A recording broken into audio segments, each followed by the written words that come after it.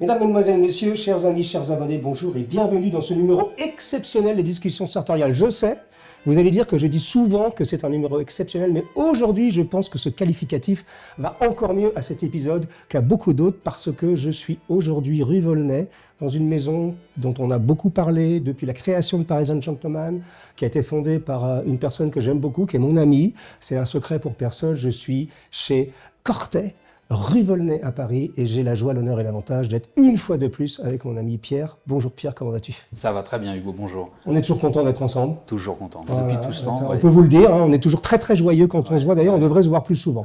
Je disais exceptionnel, alors bien sûr la présence de Pierre justifie le qualificatif exceptionnel, mais aujourd'hui nous allons faire quelque chose que vous nous avez demandé depuis très longtemps. J'ai reçu des centaines, depuis la création des discussions sartoriales, je peux dire j'ai reçu plus de 500 demandes, toujours dans la même idée. Monsieur Jacomet, vous nous parlez de bespoke, vous nous parlez de sur-mesure, vous nous parlez d'arabotier et d'art tailleur en l'occurrence, mais on aimerait bien voir comment on fait une chaussure sur mesure à la main de A à Z. Et alors, très souvent, je me permettais de répondre, ce qui est la vérité d'ailleurs, c'est que ça demande une structure de production assez importante, puisque un modèle vraiment fait à la main, en partant, en faisant la forme à la main jusqu'à la finition, l'intégralité en sur-mesure bien sûr, on ne parle pas en semaines, mesdames, messieurs, on parle en mois. Et donc vous imaginez que pour suivre les différentes étapes d'un soulier fait à la main, par Pierre Cortet en plus, maître bottier, c'est, comment dire, c'est une course de fond. Voilà, c'est pas un sprint. Donc aujourd'hui, nous faisons cette ouverture, et en fait, ce qu'on va faire, c'est qu'aujourd'hui, nous allons décider du modèle ensemble, on va parler du cuir, on va parler du patronage, on va parler de toutes ces choses-là, on va même faire la prise de mesure, et ensuite, semaine après semaine, mon camarade Louis, qui travaille avec nous, va venir chez Pierre pour filmer toutes les étapes importantes, pour essayer de vous donner un tout petit peu l'idée chronologique de comment on fait un soulier sur mesure. Est-ce que tu penses que c'est une bonne idée de faire ça, Pierre? Alors moi je pense que c'est une idée géniale. Oui. Ça n'a jamais été vraiment fait. Non. On voit des tas de posts sur YouTube, etc., qui sont des fractions, Oui. qui sont des moments, mais on ne voit jamais une intégralité. Oui. En fait, on est en train de créer un documentaire. Exactement. C'est un film documentaire. Exactement. Et ça n'a jamais été fait. Donc moi, je suis très heureux que tu aies accepté Oui. de faire ça, parce que tu disais, on se connaît depuis plus de 15 ans, depuis Oui. presque 20 ans. Oui. Et moi, j'ai eu vraiment à cœur de me dire, voilà, s'il y a quelqu'un avec qui on doit faire ce genre de produit, c'est avec Hugo.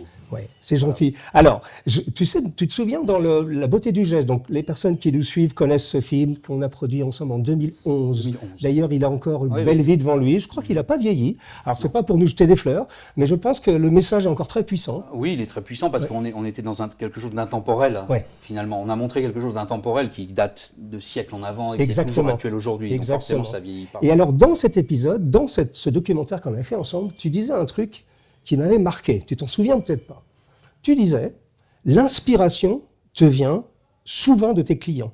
Et tu disais, par exemple, quand je regarde Jay Alexander, tu te souviens, Jay Alexander qui était avec nous, tu disais, quand je le vois, j'ai envie de lui faire des chaussures. Alors quand tu me vois, tu as envie de me faire des chaussures aussi? Bien sûr, c'est très souvent, je dis le mot le client, mais en tout cas la personne qui vient, qui va inspirer quelque chose, puisqu'il vient avec sa personnalité, avec sa garde-robe, enfin avec ses vêtements, avec sa tête, avec sa façon de bouger, avec sa façon d'être. Et ça, c'est extrêmement inspirant. Moi, je vois des gens dans la rue, quelquefois, avec des looks incroyables, et je me dis, ah tiens, lui, voilà ce qu'il pourrait porter. Et c'est quelque chose de... C'est un partage, en fait. C'est pas quelque chose... On ne crée pas la chose de zéro. On est vraiment inspiré par la personne. C'est ça la beauté de ce métier aussi. Alors, on va se jeter à l'eau, tous ensemble. Donc, allez, on peut vous dire la vérité quand même. La seule étape qu'on a un tout petit peu anticipée, Pierre et moi, allez, un tout petit peu, c'est le choix d'un modèle, d'une forme et d'un patronage. Et alors, pour faire cette chose-là, soit on peut partir complètement de rien, et bien sûr, ici on est chez Cortet.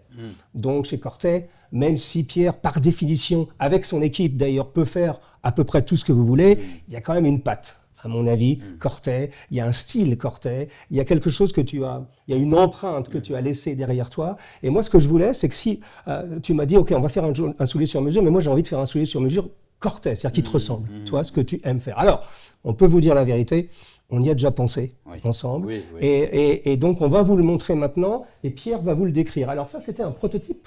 Alors, on va vous le montrer maintenant. Attention, 3, 2, 1.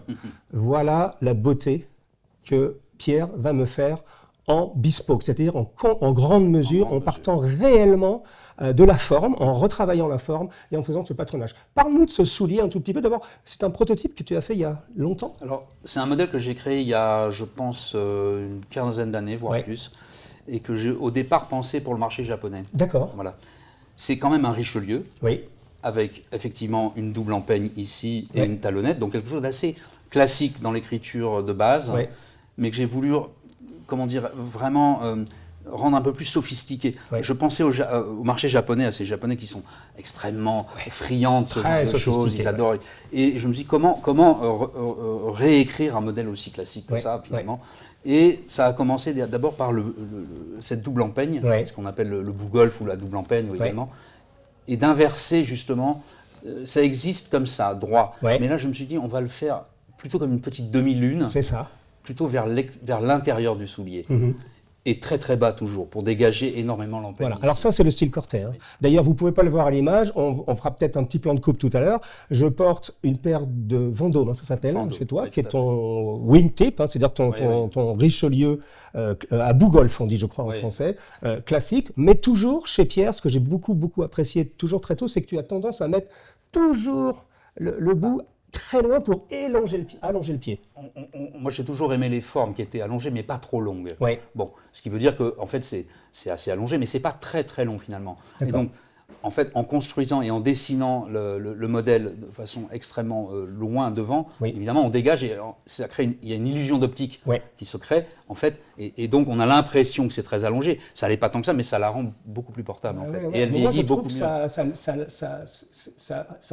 affine le pied. Ça affine le pied. Voilà. Et surtout, ce que je trouve, parce que par exemple, les Anglais, j'ai rien contre les Anglais, les chausseurs anglais sont très doués, mais ils ont tendance à mettre avec le bout relativement haut sur l'empeigne. Donc ça fait quelque chose d'un peu plus classique. Je trouve que ça a moins de flair. Et puis c'est un peu mastoc, c'est un peu lourd. Et en plus, en dégageant cette zone ici, on crée du confort. D'accord. Puisqu'on a ici qu'une seule, on n'a que la doublure et le dessus. D'accord. Donc finalement, on crée un peu plus de confort. Voilà, donc on va partir sur ce modèle-là qui est quand même une petite merveille. Mesdames, messieurs, je ne sais pas si vous voyez. Alors on va faire quelques plans un peu plus rapprochés pour vous montrer. Le patronage est très joli, très sophistiqué. Je pense qu'il faut vraiment, tu l'as vraiment pensé celui-là, il faut le laisser exactement comme ça. Ah, on va le faire exactement comme il est. D'accord. Oui. Azit. Voilà. Là, on est donc, vous voyez, donc sur un cambrion relativement pincé. On va faire une lisse ronde interne-externe, évidemment. Et donc, vous allez voir, mesdames, messieurs, ce que ça représente. Parce que parfois, il y a quelques malentendus entre le sur-mesure, entre le prêt-à-porter, entre le presque sur-mesure. Enfin, c'est un peu compliqué. Ici, là, on est vraiment... comment dire, c'est quasiment, Pierre est l'un des gardiens des temples, il n'y a plus beaucoup de vrais bottiers sur mesure. Alors, il y en a encore au Japon, évidemment, il y en a un peu aux États-Unis, il y en a un peu en Angleterre, mais enfin, c'est une population qui n'est pas en phase ascendante, on va dire, surtout les clients, mais il y a quand même un petit sursaut qui se passe planétairement. Et donc, mais peu de gens ont conscience de la somme de travail et de la somme d'expérience qu'il faut pour créer un soulier en partant de rien, en partant de la forme, en partant du bois directement, pour arriver à cette chose-là. Au niveau du cuir, on était parti sur un box calf normal, tout à fait classique. Voilà. Parce que, vous voyez, sur une forme comme ça, mesdames, messieurs, c'est tellement beau, tel quel, que nul n'a besoin d'ajouter des inserts, des choses comme ça. Il faut que ça soit pur. Non, il faut que ça soit pur. C'est le dessin et la forme qui font tout, en fait. Voilà. On n'a pas besoin de rajouter quelque chose. Alors, ce modèle n'a pas de nom. Peut-être qu'un jour, il portera mon nom, j'espère d'ailleurs, parce qu'il est assez joli. Je ne suis pas japonais, mais je pense que je vais être un des premiers à avoir ce soulier-là fait.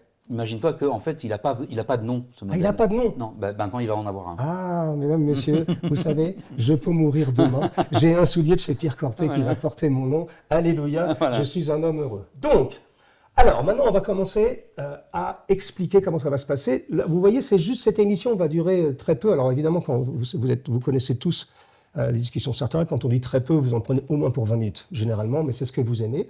Mais en fait, cette émission, c'est juste le coup d'envoi. de ce documentaire qu'on va faire ensemble pour vous annoncer donc ce projet de documentaire qu'on démarre aujourd'hui et qui va nous prendre probablement, on va dire 6 à 8 mois, quelque chose comme ça. Possiblement 6 à 8 mois, voilà. Peut-être un petit peu plus vite s'il a envie de me faire plaisir, voilà. Peut-être un petit peu plus doucement s'il y a trop de travail. Voilà. Hein, ça dépend tout simplement des clients et du travail et de la charge de travail avec ton atelier. L'atelier qui a maintenant, il y a Samuel donc, qui travaille avec toi. Il y a Samuel maintenant qui a la responsabilité de l'atelier. Voilà. Il y a Jeanne qui s'occupe du montage des souliers, donc la partie la plus chronophage, on va dire. Ouais. Lara qui s'occupe de monter les tiges, enfin de fabriquer. Lara est ton compagnon. Elles sont compagnons toutes les deux. Pas compagnon, dis compagnon. Je sais pas. Ça me va. Ouais, ça me va, compagnon. Ouais. Et Gaëtan qui a intégré récemment et qui lui s'occupe de préparer les essayages, de faire tout un tas de travail satellitaire autour qui sont quand même qui prennent beaucoup de temps et qui donc dégagent du temps pour Samuel et pour Lara et Jacques. Tu sais ce qui me réjouit dans tout ça, c'est que je vois la moyenne d'âge de ton atelier, c'est quoi? Ils sont très jeunes. Très jeunes. C'est moins de 30 ans. Moins de 30 ans. Oui, c'est fou quand même, mesdames, messieurs, parce qu'on a toujours l'impression que maître bottier et tous ces métiers comme maître tailleur, c'est des métiers plutôt d'une ancienne génération, et il y a une nouvelle génération qui arrive. Il y a tout un tas d'images d'Épinal là-dessus, sur le vieux bottier chenu, courbé sur son travail, tout ça, qui est vieux et bedonnant, etc. Bon, ça c'est vrai, il y en a, il y en a beaucoup. Mais aujourd'hui, il y a une telle appétence des jeunes pour ces métiers-là, que ce soit bottier, même tailleur, etc., que finalement, on a un sang nouveau qui est arrivé depuis peut-être 8-10 ans, qui s'est construit et qui n'arrête pas, en fait. Et ça, c'est vraiment réjouissant. Ça, c'est fantastique. Surtout à l'époque où on se fait déborder par l'intelligence artificielle, où on fait des scans dans tous les sens, où tout devient digital.